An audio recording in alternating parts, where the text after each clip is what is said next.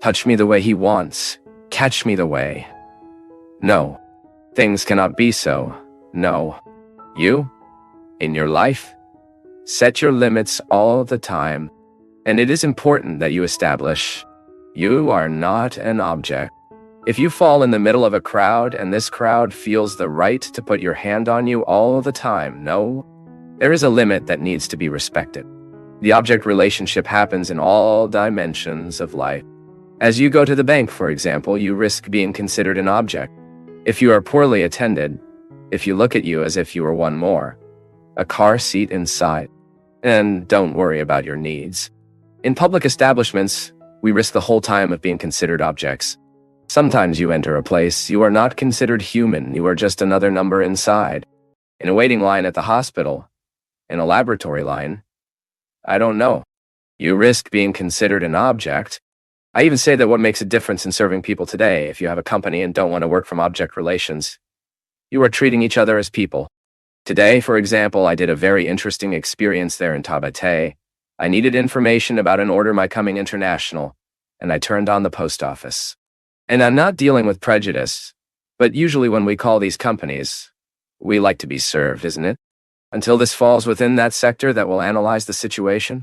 No. And immediately I was attended by a boy named Rogerio, who was the second time he answered me, and look, his interest in solving my situation. It was not even his purview, but he wanted to.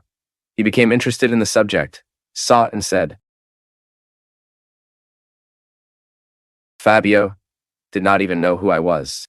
He said, what actually happened, my people, is that boy, in the exercise of his profession, treated me like people. Because we are beaten many times, as this lady was saying. It's not just through attitudes, violent gestures, no. Sometimes I am neglecting information, I'm being violent with the other. The moment I do not tell the other what I know or what I do not do for the other, what I can do, I am being violent with the other. And I've been thinking a lot in these last days, how hard it is to believe in God in times of tragedy. Maybe you try this in your heart too.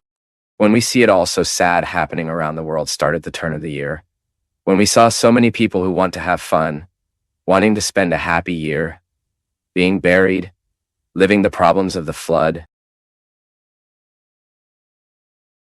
And now, this week, this tragedy so terrible that it is massacring the heart of humanity. With such strong scenes, it is natural for our heart to ask itself, don't be afraid of it. It is natural that we think, my God, where was the Lord at this time? How can we continue believing in God, even in such tragic moments? How can we balance our faith in God, our trust, seeing such terrible images? How is it possible to believe God's mercy, divine goodness, having to follow the news in recent days? My people, I would dare say that we will not always find the answers we want, and that the great challenge at this time is precisely in us to find that having no answers is already an experience of faith. Because if we had certainty of everything, we would not have to have faith.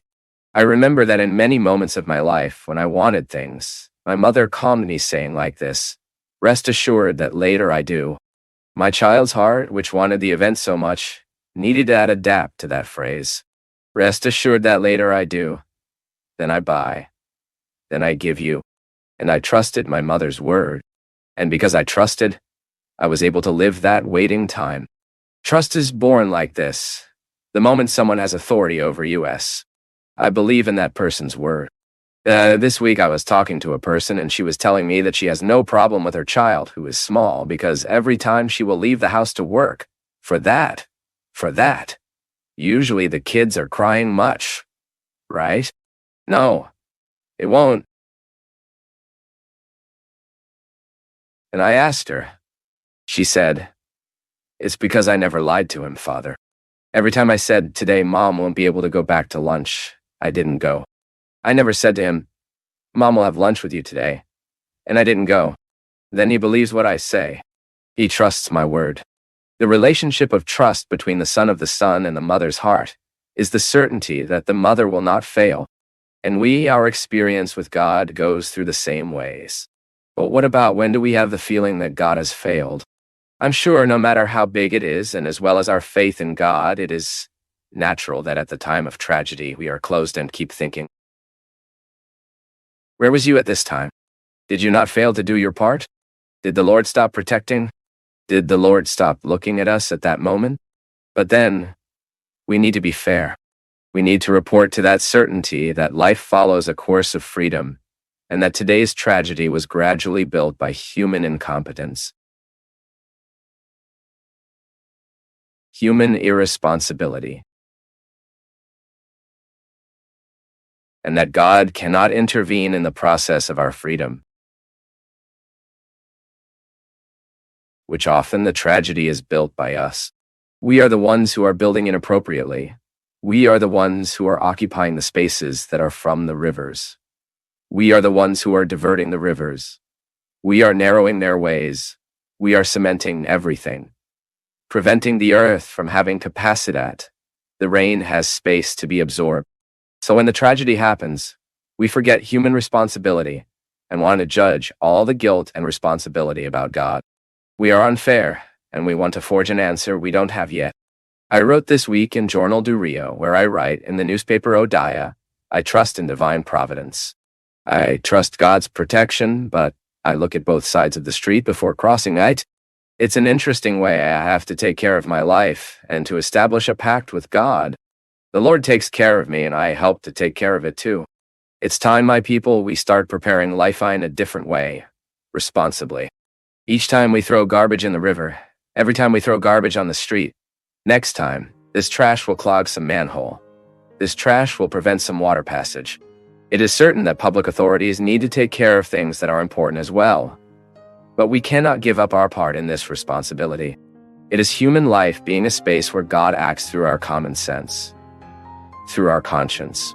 It has been talked about so much in the world today. Right, my friend Celia Pimenta, next to Belo Horizonte, a very reputable lawyer with a beautiful reflection on ethical consumption. What is ethical consumption? It is not you to live on restrictions, but it is before you buy, before you do it, before you purchase, you think 2, 3 times if you really need it. We live in a time where we discard things very easily. Sometimes I am impressed by the amount of waste that modern societies produce every day.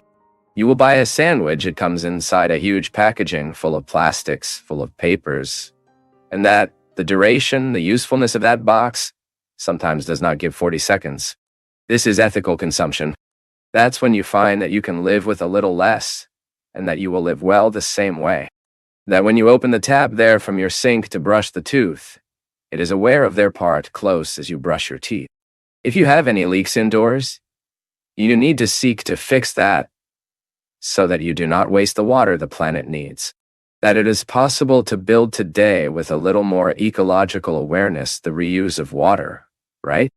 Seek new ways to consume this water with a little more awareness. My people, the tragedies that often happen in the world are the result of our incompetences. We had that regrettable meeting in Copenhagen where they wanted to discuss the destinies of the world. It is our survival. It is the survival of your child, which goes through the decisions of our rulers. In decreasing the emission of gases that destroy the ozone layer, which increases global warming, which undoes glaciers, and that then this water floods our cities, comes to advance over our cities, over our streets. Because if we do not incarnate Christianity in these important decisions of our daily lives, if we do not start dealing with our decisions from an ethical, moral reflection, the world is losing quality, my people. Jesus needs to get into our lives like that too, keeping us from throwing garbage in the wrong place. Jesus needs to get into our lives, helping us to recycle the trash.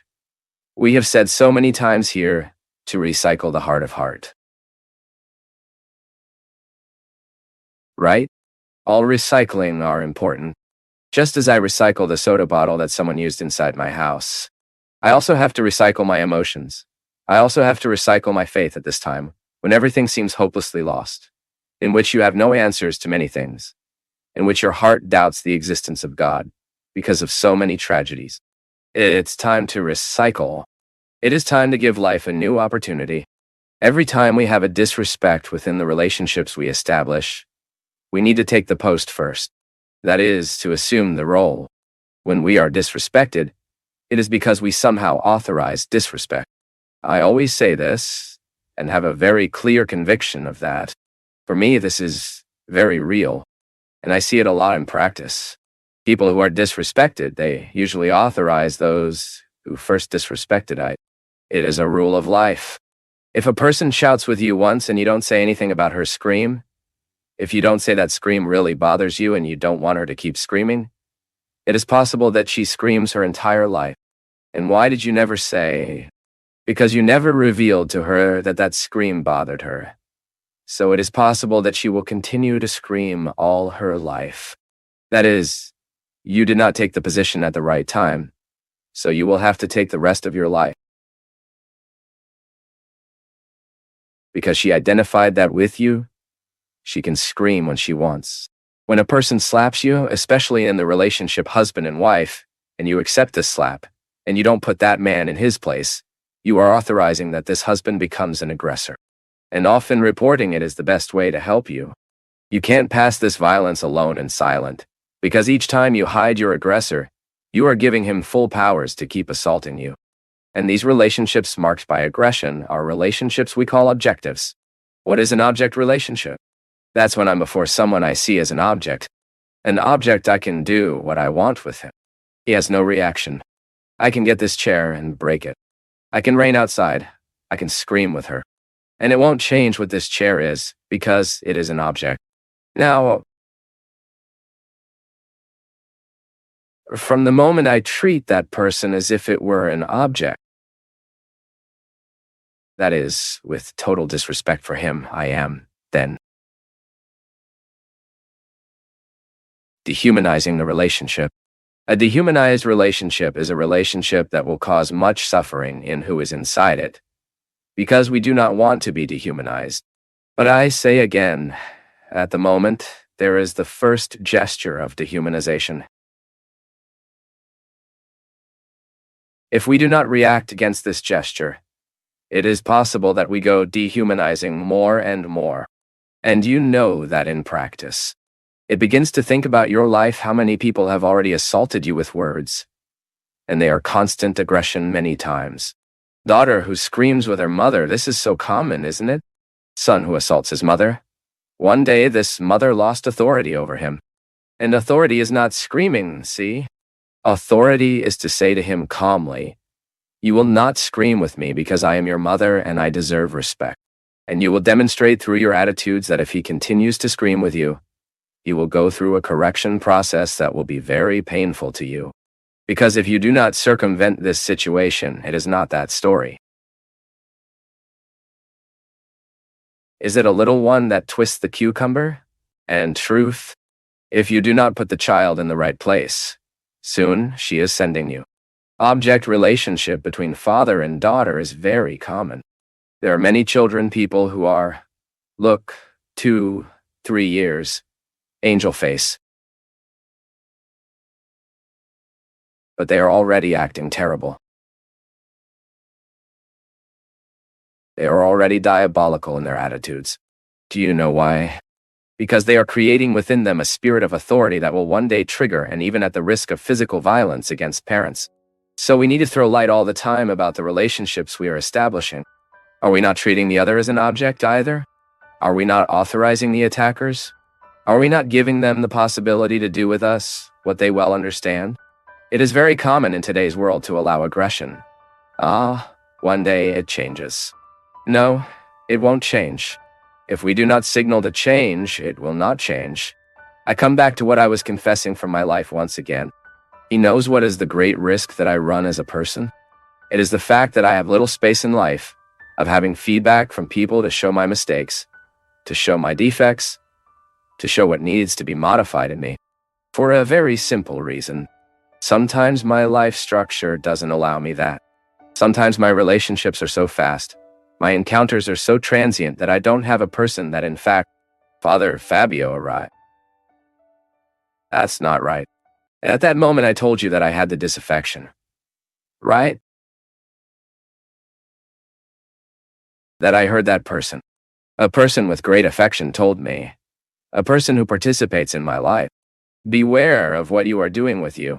Because a moment comes, guys, that just as I can do a lot of people, I can do a person a lot. It all depends on what I am allowing. And often this feedback is absolutely necessary so that we do not become the object of each other. God forbid me to be the object of the other. And we always go and run that risk. What are you being the object of the other? It is when he sees in you only the satisfaction of a necessity. Each time we feel the object of the other, or that he puts his hand when he wants, that he hugs you the way he wants. No, the body is a limit that needs to be respected. I am not an object for another.